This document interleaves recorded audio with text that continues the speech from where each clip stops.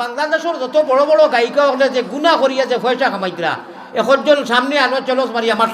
আমি আল্লাহর উপরে আমার আল্লাহর মান তাওয়াজা লিল্লাহি রাফাউল্লাহ বড়াই করিয়ান না এখনো বুড়ো হয়ে গেছি ও বুড়া কি আমরা যদি মাইক এক পায় দেও সন্তান এক পায় আমার লগে বহুত টান দেওয়া ফার্তা নাই ইনশাআল্লাহ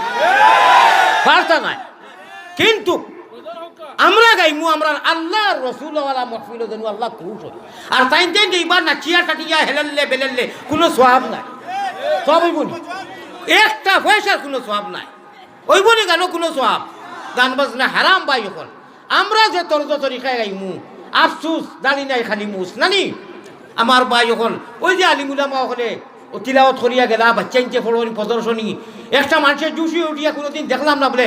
আজকের এই কোরআনের প্রতিযোগিতা বা এই হুজুরের বয়ানের টানের উপরে আমি 1 লাখ টাকা দিছি মরি দেখব কিওর 1 টাকাও দিত না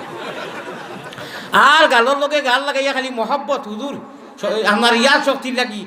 এটা তো হই নানি শুনছো নানি বাবা ছাড়লাম আমার লাগি বাস দিলাম কোন মজলিসও দেখলাই আল্লাহর দুই আমার কইতে সিনা হাফিজার নাজিরাবাদ আমি ওয়াজ করি আর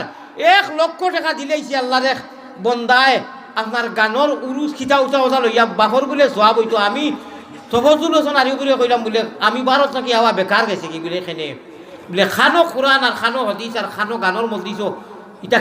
কিতা হল থুনি যাই হোক আল্লাহর বন্দায় বাজে কয়জন মানুষ লইয়া গিয়া বুঝাই বাইয়া ওখানে বন্ধ করছেন আপনারা খোকা আমি নাই আপনারা দেখা ওই যে গান বাজনা উলঙ্গর যেটা হয় একদম অশ্লীল মুকালা খান ওই যে আপনার উঠিয়া বেটির বেটাইনতে আর আপনার দেখছেন না গীতি দেন এটা সওয়াব হইব নি ভাই আমি বিরোধিতা মাতিয়ার না আর নাই মারতাম না এখানে ইমানের যদি জজবা থাকে কোরআন হাদিসর সুন্নার যদি আপনার বিরুদ্ধে হয় এটা নাকি বুঝাইতা জেলা ফরেন ও হিসাবে মাতিয়ার ইটাত কোনো সওয়াব নাই সওয়াবও যেন বইছননু